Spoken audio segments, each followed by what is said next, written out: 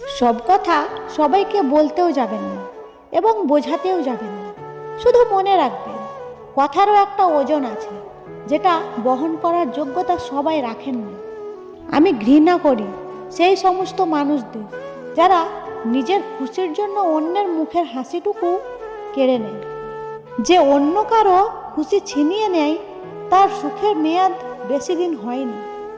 ক্ষমা করে মহৎ হয়ে যাও, কিন্তু দ্বিতীয়বার বিশ্বাস করে বোকা হয়েও না। যতই বলি মানুষ চেনা হয়ে গেছে, মানুষ দেখে আরও নতুন নতুন রূপে আসে।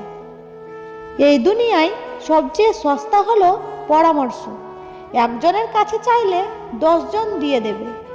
আর সবচেয়ে দামি হলো সাহায্য। 10 জনের কাছে চাইলে হয়তো একজনের কাছেই পাবে। জীবনে এমন কিছু পরিস্থিতি আসে যেখানে নীরব হয়ে থাকা ছাড়া আর কিছুই করার থাকে না।